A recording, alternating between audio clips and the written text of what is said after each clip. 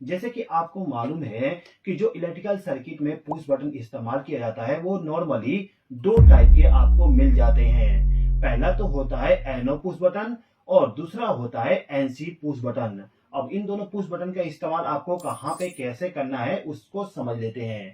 तो यहाँ पे मैं एक सिंपल सा लैंप ले लेता हूँ। लैंप का आपको कनेक्शन मालूम ही होगा। आपको सिंपली क्या करना होता है, लैंप को ग्लो करवाने के लिए फेस सप्लाई और न्यूट्रल सप्लाई प्रोवाइड करना होगा। तो इसके लिए मैं यहाँ पे क्या करूंगा कि मेरा जो पुश बटन है, इस पुश बटन को प्रेस करने के बाद इस लैंप को ग्लो करवाने की कोशिश करूंगा।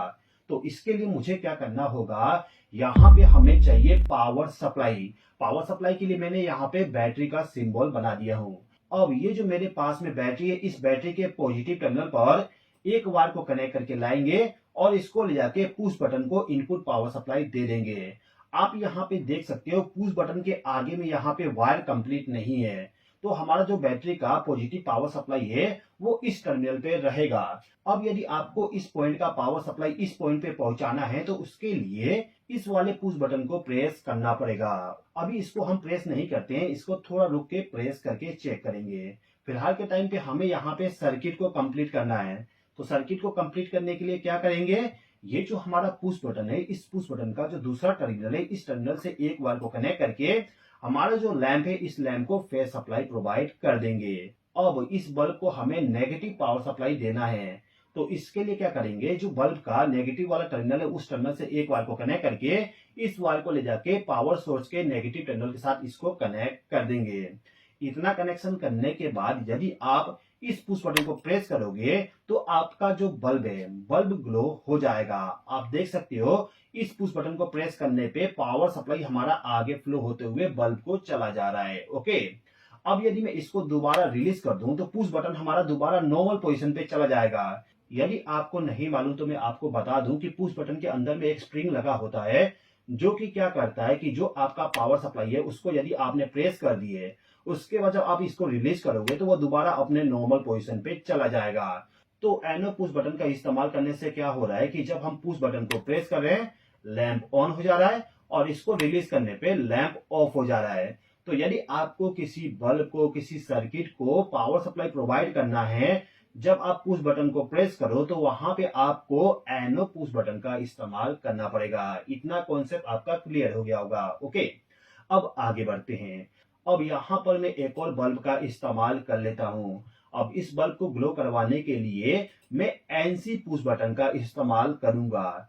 एनसी पुश बटन का सिंबल आप देख सकते हो, यहाँ पे सर्किट कंप्लीट है। आप यहाँ पे देख सकते हो एनो पुश बटन में सर्किट ब्रेक है लेकिन इसमें सर्किट कंप्लीट है। ओके, तो एनसी पुश बटन को पावर सप्लाई यहाँ से मिल चुका है।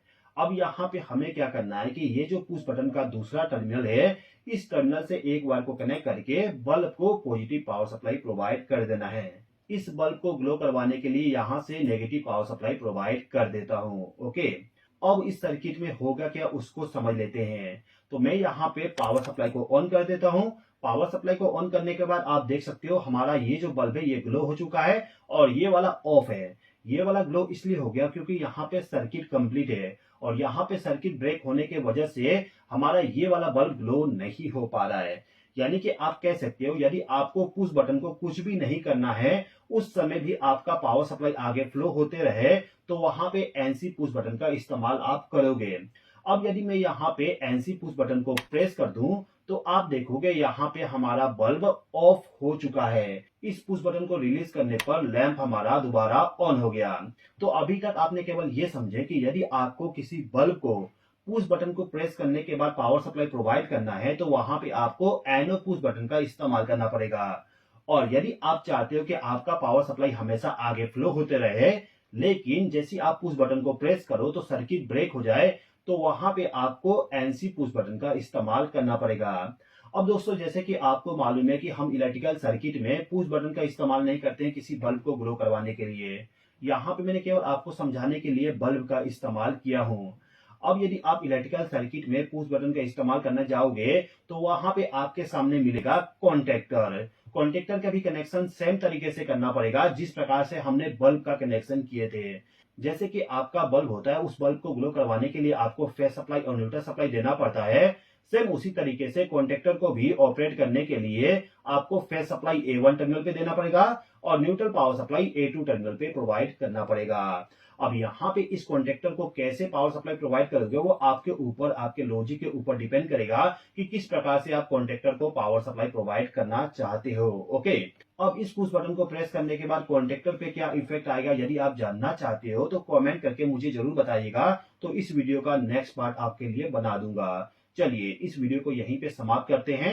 वीडियो पसंद आया तो कमेंट करके मुझे जरूर बताइएगा और चैनल को सब्सक्राइब जरूर कर लीजिएगा।